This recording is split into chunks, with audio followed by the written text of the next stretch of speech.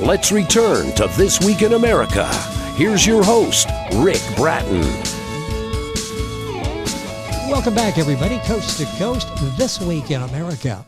Looking Back, Kathmandu to Everest, Photographs from 1973 is a journey by acclaimed photographer Lloyd Johnson, not as a conqueror of mountains, but rather a photographic journey of the people, the culture, and the natural environment. The year was 1973 when Lloyd traveled with his Nikon F cameras. He went beyond the confines of the city of Kathmandu and stepped back in time. Lloyd simply tried to capture the moments of life.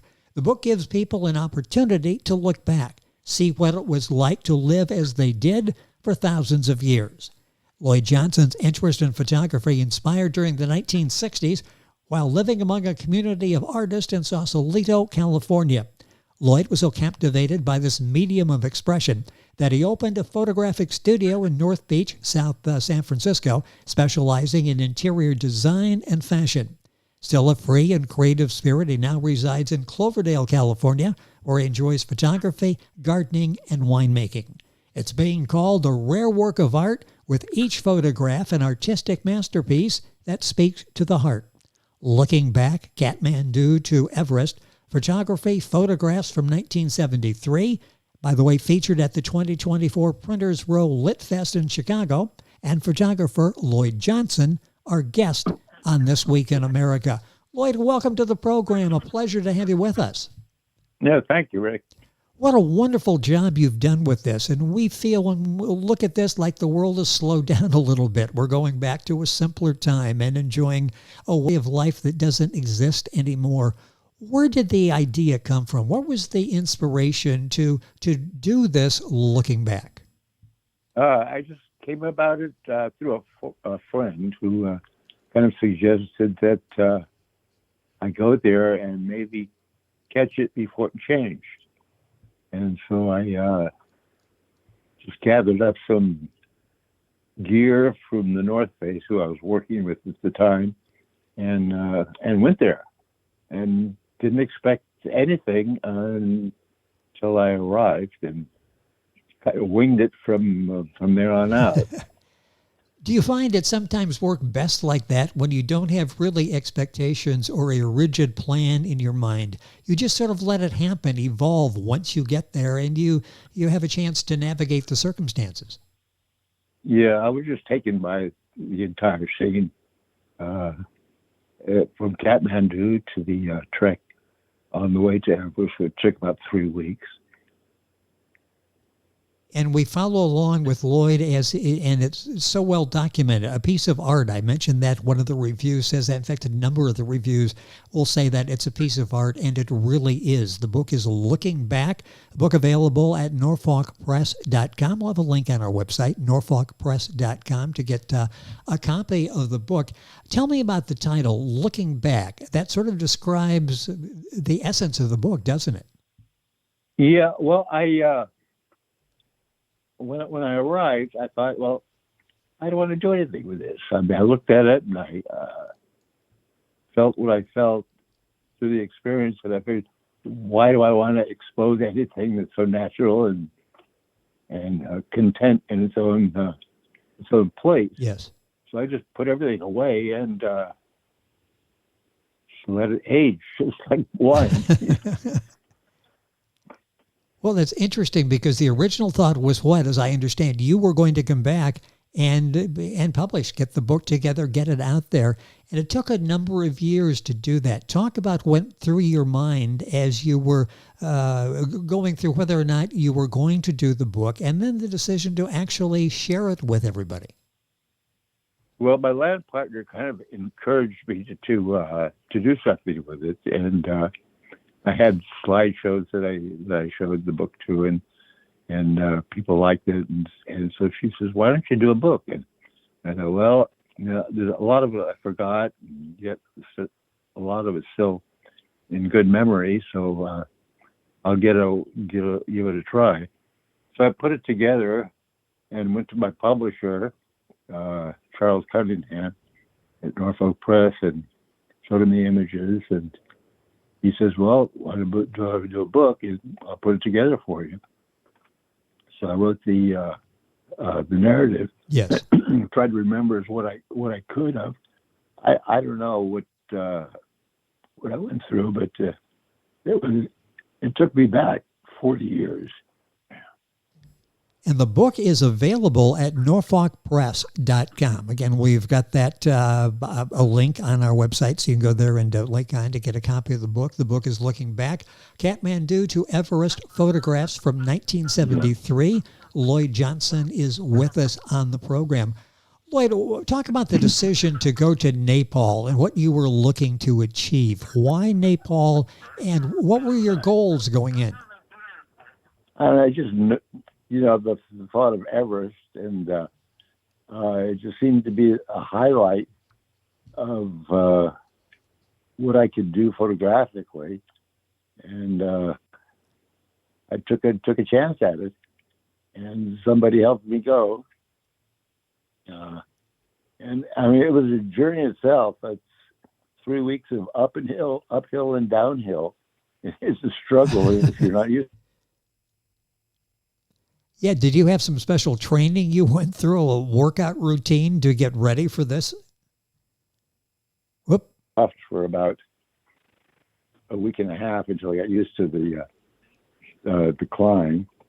It's trails, ancient steps carved in rocks, and mostly you pass through villages, bazaars, where people trade from the high part of the area from the low part. They trade every Saturday at the bazaar.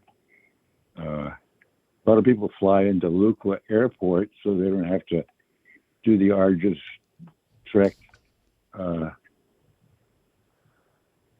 And Lukla is probably one of the most dangerous airports in the world, as it's claimed to be. But the pictures are usually, from the book standpoint, everything has changed. I've seen photographs now of what the area looks like, and there's roads, there's highways, there's pizza parlors, there's driving ranges on Everest Base Camp. I mean, it's completely commercialized, and I didn't want to be a part of it. I just felt, leave it what it is, and I realized there's hardship that the people went through when I was there in the past. But I just felt that they're happy hardships, and everybody worked together. Everybody was smiling, happy, and I just didn't want to be involved in pushing the race to get over there. Yes. And now it's a race to get over there. There's thousands of people go there every year, and I guess it's a commercial destination. A lot of people who want to climb to the top of Mount Everest, and it wasn't my thing. I pretty much just wanted to experience the culture, the people, and what it was like, and catch it before it changed. When I say you stepped back in time, you really did, didn't you? There were trips, part of the trip, maybe most of it, without electricity, indoor plumbing. There's no amenities at all. You just stop on the wayside if you have to, and walk on. Yes. Yeah. And you capture all of that so well, and you'll see it come to life in Lloyd's book. The book is Looking Back, Kathmandu to Everest, photographs from 1973 by Lloyd Johnson. Book available at norfolkpress.com. Link on our website so you can get there and get information and order the book there as well. What altitude did you go? How high up were you? Well, I went to base camp, which is 19,000 feet, which is, you gasp for air. Every step is a labor. As far as I wanted to go, I think I went another 1,000 feet higher than that to get a overview of base camp. But I never attempted or even thought of climbing to the surface or to the summit of Mount Everest. But the people are great over there. I mean, they're just a wonderful bunch of people, and the Sherpa guides are the best. And I mean, it's an experience for everybody should try to do it. I mean, I don't know. It's something that takes you back in time and gives you appreciation of what things were like, and the struggle that people went through, the art that people went through, the carved rocks, and the religion of the area, mostly Buddhists, mostly came from Mongolia or China thousands of years ago and settled up there. Well, you make it all come to life, and it's interesting. How difficult was it to do the photography? And I say that because you've got so much around you. It's pristine. You want to leave it the way it is. You don't want to pose people and impose on their lifestyle. How difficult was it to take pictures? I don't know now. It's so commercialized now that I don't know what it would be like. But I just saw what I felt and captured it and moved on, and nobody gave me any trouble. It seemed like everybody was acceptance of what I was doing, and maybe they wanted to go commercial, maybe they wanted to expose. I don't know, but the people are just a generous bunch of wonderful people. Well, this was 1973, and you talk about it now like it has really made a significant impact on your life. How important has this been to shape you to who you are as a person and as an artist as well? Well, I think it's in my DNA. I just, all my photographs have been similar in approach. And I just found that going to Nepal just fit in with my feelings, my eye, and what I like to capture. What was it like? I guess I'm asking you to describe the personalities of the people. What was it like interacting with them? Did they understand that they were possibly going to be photographed? Did they understand even what that meant? What was it like, the interaction you had with the people? Mostly a happy encounter. People just accepted it and allowed it. It was relatively easy. I didn't have to move anybody around, and it was. I don't know how to explain it. It felt like there was an exchange between the two. I mean, and when you photograph, you have to have a subject that connects with you. I mean, It's not just the photographer. You have to have that exchange where you kind of know one another in a certain way, where you feel it and you do it and go on. They shared their homes with you. You were welcome in. Talk about that, the hospitality, obviously, that they showed you, and that bond that you had with so many of these. That had to be special. Well, a lot of it was setting up a tent every night, and then if you came to a village, it was possible that you could stay in somebody's home. And some of the higher altitudes, they keep the livestock in the lower part of the home, and then they live up above. In these, they cook, and the smoke goes right through the roof. The animals below keep you warm, and they use the dung from the yaks for fuel. Although there's not much fuel up there, there's a shortage of fuel because of the thousands of years it's been used. They're really a hospitable bunch of people. The menu isn't great, but it's good enough. They just try to make you welcome. I brought a lot of souvenirs that people gave me or I traded, and also a lot of their art. Well, it was a magical time that Lloyd has documented with his camera, and you we can see exactly why he feels the way he does about the people, the environment, the culture that he shared with them for that period of time. And in 1973, the book is Looking Back, Kathmandu to Everest, Photographs from 1973, book available at the publisher, norfolkpress.com. We'll have that, of course, on our website. What do you hope the takeaway is when somebody goes through and enjoys the story that unfolds in Looking Back? What do you hope the takeaway is to the for the reader after going through the book? Well, they can appreciate what a natural environment of years ago was like. They can appreciate the hardship of the people, the struggle, their happiness, from the adults to the children, the work effort that people go through to live in kind of at that time, pretty much a primitive environment. And it's just not the modern day of life that we're all accustomed to, and the ease of which we live our lives in the Western society. And I just feel that it's just something that people can absorb and feel that there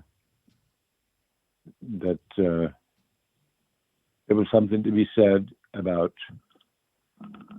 what struggles and what happiness people attained with not that much, without all the materialistic things. That's interesting. Everybody should experience that at least once in their lifetime, whether it be Nepal or any place they go. And you can see that contentment in the faces of so many. When you, for example, on this trip, how many pictures did you take, and what challenge did you have to go through and tell the story you want to tell with pictures, and trying to select the ones that were going to be in the book? How many pictures do you think you took, photos do you think you took in all? I don't have a motor drive. I know that. And it's an old wind up one frame at a time. And I use two cameras, one with color film and one with black and white. I think I took about 20 rolls of black and white film, and maybe 10 or 15 rows of color. It's some old Kodachrome and Ektachrome film. That Kodachrome is not used anymore. But I think I used probably, I would say about a third of the photograph. Yes. Or more. Well, it had to be sometimes a difficult choice in determining what you were going to put in there. But my publisher helped me with that. The designer did help. And I did all the black and white myself. In my lab. So I did all the development of black and white, and the color I set out. And I did all the printing myself. Yeah, and that's all of those arts are now lost arts. It wasn't where Lloyd was out with these people and pulled out his iPhone and took some pictures. This was the old-fashioned way, where you got such beautiful pictures with, in this case, the Nikon F cameras and all of the film and the developing and everything that went into that. It's just a remarkable job. Lloyd Johnson, the book is available at Norfolk Press. What sticks out in your mind? I don't know if there's like a quote that you have that you use in the book, or just... well, I think you said it at the beginning. It was just not there. I was not there to climb mountains. Well, yes. I was up there for the cultural experience and what it was, and tried to stop it in time before it changed. And I think I got that, and I hope I did. Well, you did. And 1973, for somebody in my age bracket, doesn't seem that long ago. And the changes when you look. Yeah, unfortunately, I don't remember everything, but I tried to remember as much as I could of it. And my Sherpas, and I had a man Sherpa and a lady Sherpa with me, and then we had a couple of the porters along the way. They carry an enormous amount of weight. I don't know how they do it. It's just unbelievable. Well, it's a remarkable story. They're like human trucks. Some of these yes. Some of these people going from the highland and the lowland every week. They travel all week to Bazaar, and then they travel home and back again the next week. It's like a truck route of human people packing enormous loads of weight. It's unbelievable what they can accomplish. It is, and you see these people, and you see what they do, and you see the lifestyle they had in 1973. Lloyd's website, by the way, is darkroomart22.com. You've written another book. Tell me about that shootout. Well, that's just a kind of a book that I met this. I did fashion photography in San Francisco for a few years, and I met this woman here in Cloverdale, and I had a studio set up, and we decided to do some pictures. There's a lot of nudes, and not all nudes, but there's just a lot of them, and we shot for about a week or so, 2 times, and I compiled some kind of interesting photoshops, and thought that I would publish it. It's not an erotic book. It's more of an art book. Yes. But I call it Shoot It Out, in reference to the fact that we had a shootout with photographs, not a shootout with yes, the shootouts call. Well, you can find out more about that at Lloyd's website. That's darkroomart22.com. Time has gone by so quickly. It's really been a pleasure, Lloyd, to have you on the program, continuing to be involved in the arts.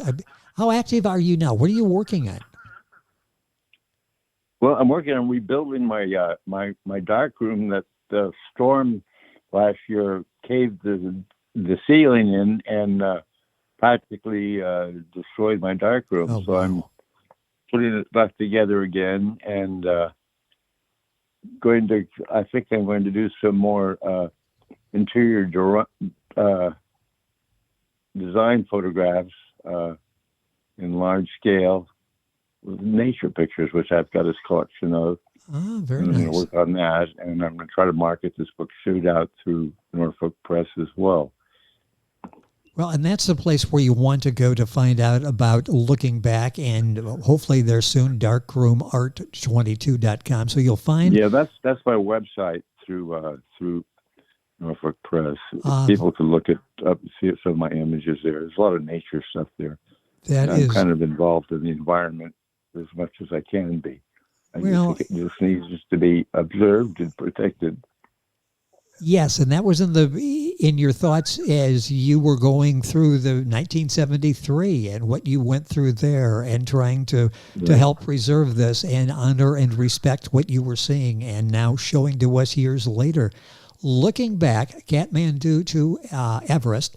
The book is available at norfolkpress.com. Photographs from 1973 by our guest on the program, Lloyd Johnson. And we'll have Norfolk Press will have that on our website, a link, so you can get information on the book there as well.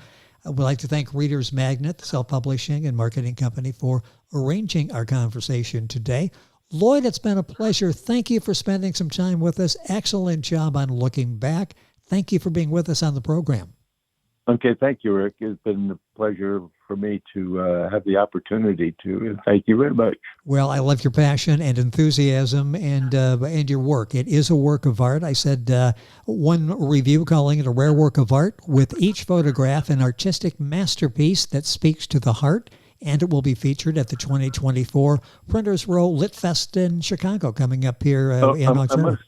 I might add, Rick, if I can, just sure. say one word.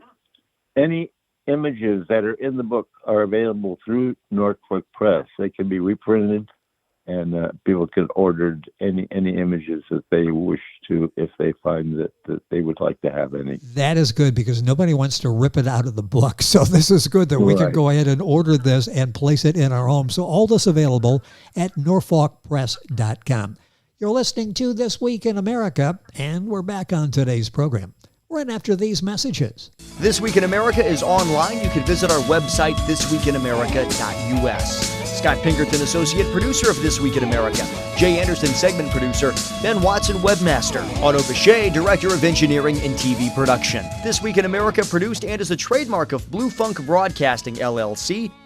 For information on all of our guests and to listen to this week's show, our website again at thisweekinamerica.us. And I'm Sean Bratton, executive producer of This Week in America.